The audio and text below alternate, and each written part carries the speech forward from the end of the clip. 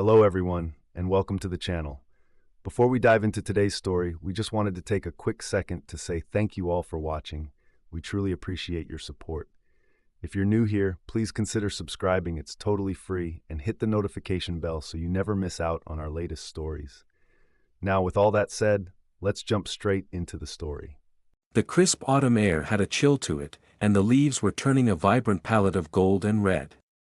It was the perfect weekend for a getaway, and we, the six of us, James, Kelly, Paul, Lisa, Steve, and I, had decided to take a break from our mundane lives and immerse ourselves in the thrill of a laser quest weekend.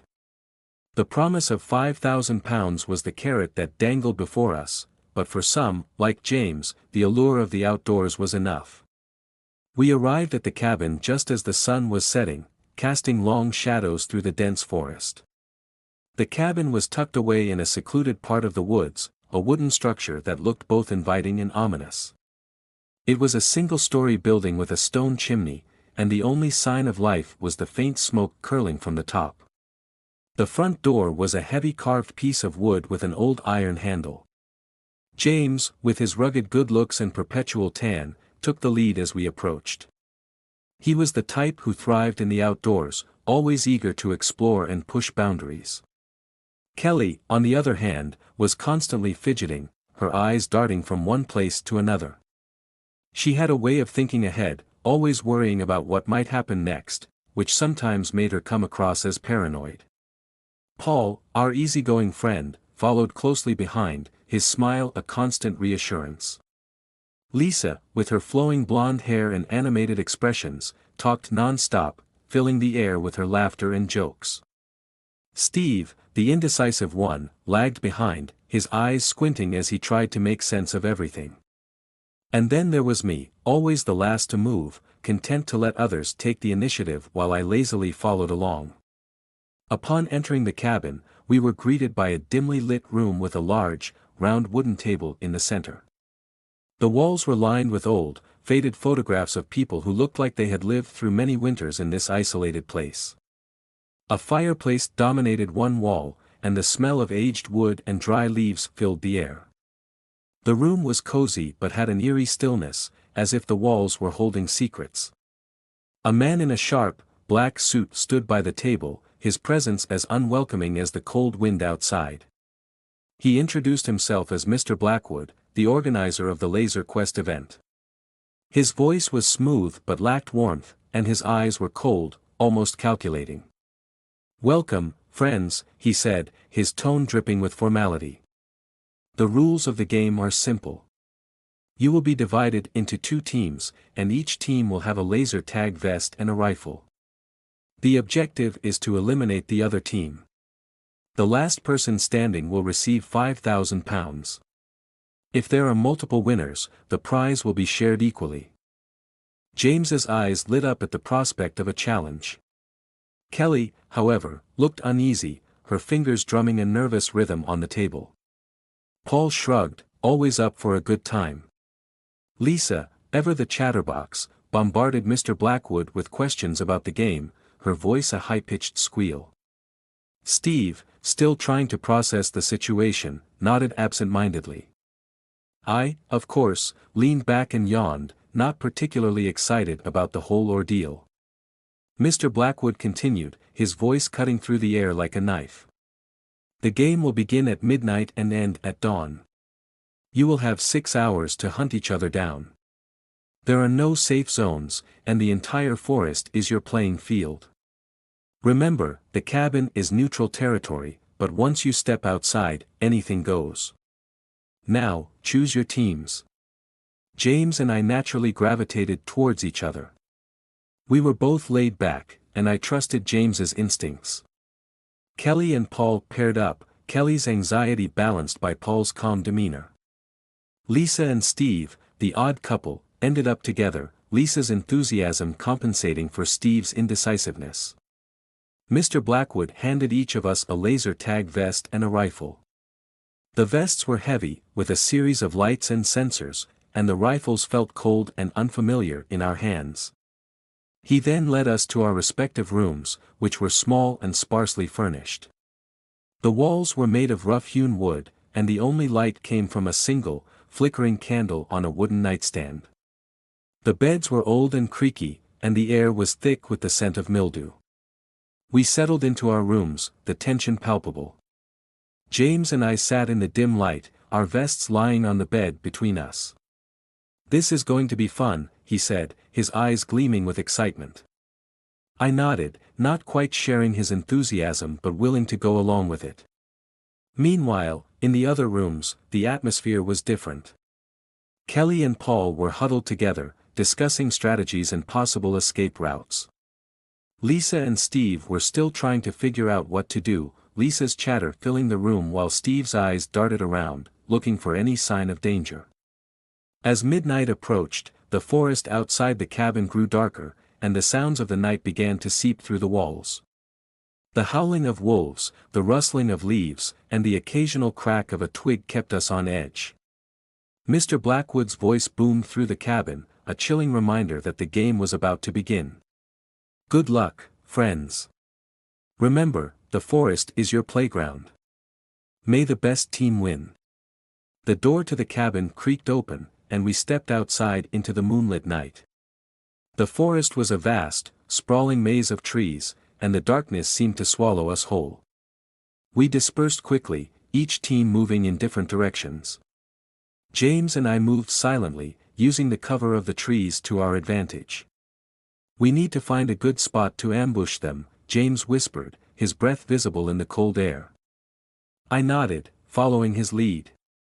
We found a small clearing, and James positioned us behind a thick oak tree, the perfect vantage point. Meanwhile, Kelly and Paul had found a similar spot, their minds working in tandem. Kelly's constant worrying had turned into a strategic advantage, and Paul's calm presence kept her grounded. They huddled behind a cluster of bushes, their eyes scanning the darkness for any sign of movement. Lisa and Steve, however, were still struggling. Lisa's incessant talking was a liability, and Steve's indecision made them easy targets. They wandered aimlessly, their laughter and chatter echoing through the forest, a beacon for anyone who might be listening. The game began, and the forest came alive with the sounds of laser blasters and the occasional cry of someone being hit. James and I moved with precision, our instincts guiding us. We took out Lisa and Steve first, the sound of their vests lighting up a satisfying indicator of our success.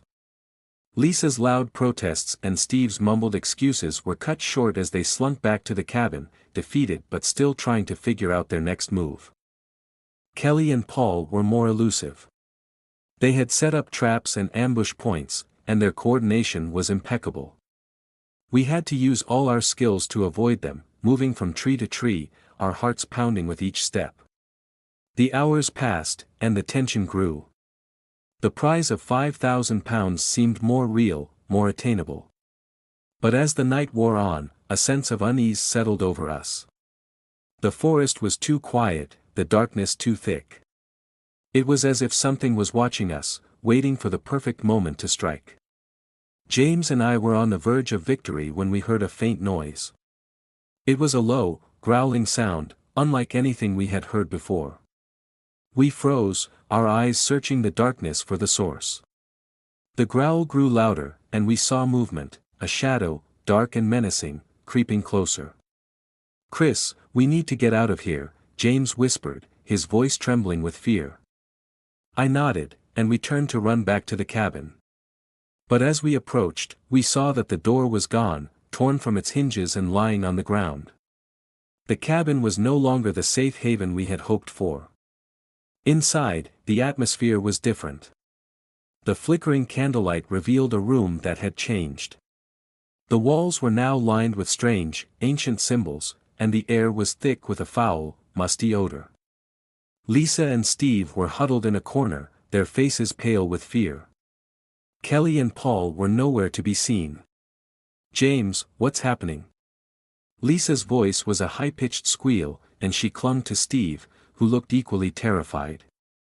"We need to find Kelly and Paul," James said, his voice firm.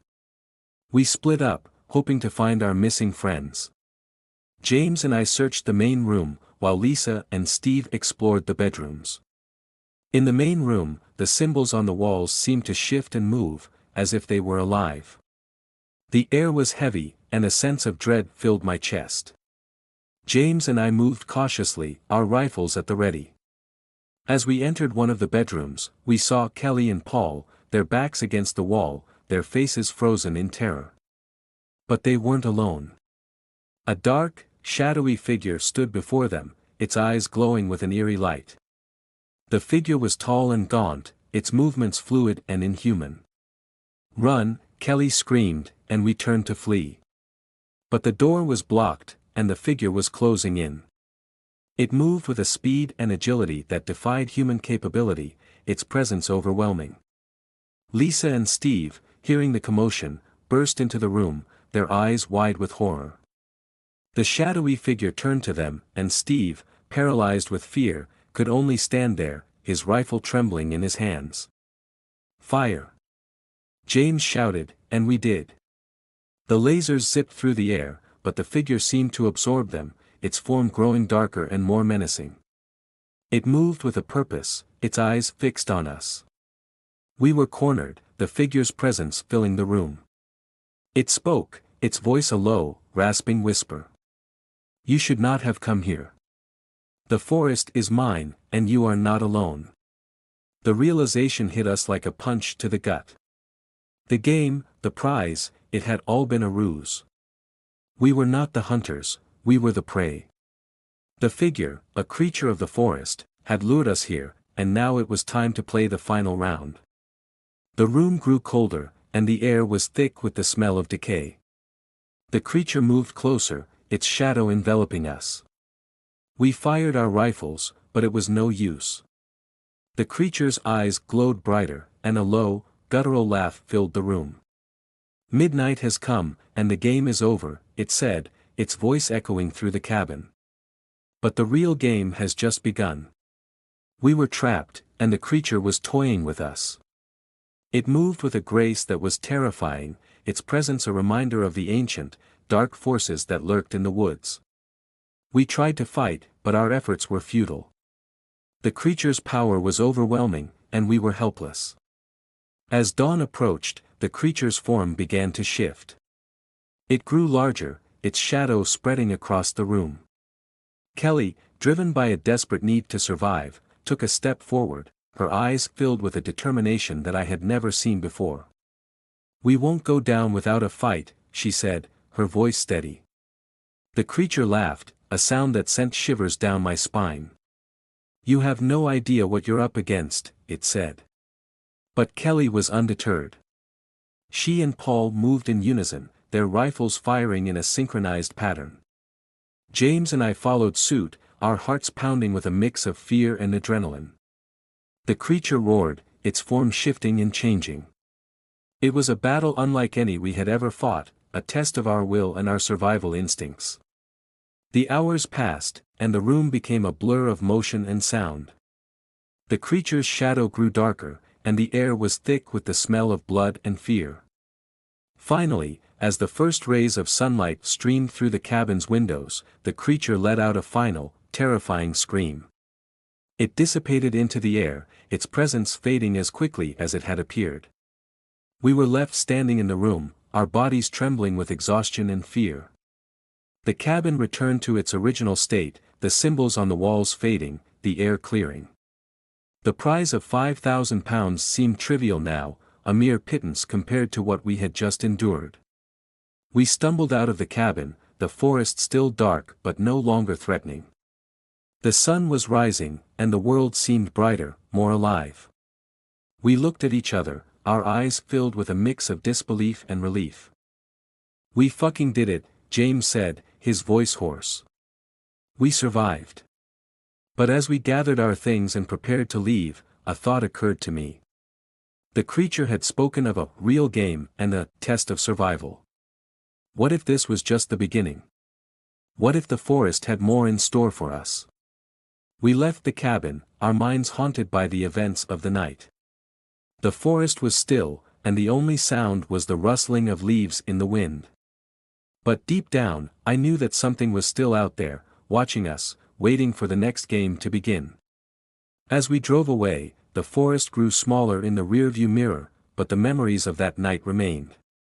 We had survived, but the true horror was the realization that the forest was not just a place of beauty and tranquility. It was a place of darkness and danger, a place where the line between reality and nightmare blurred. And as the sun rose higher, casting a warm light over the landscape, I couldn't shake the feeling that we would never truly be free from the cabin in the woods. The game had ended, but the forest had only just begun to play.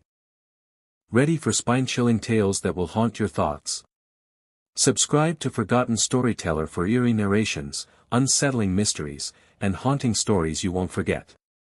Hit the bell icon so you never miss a story, because some stories refuse to stay buried. Join us, if you dare.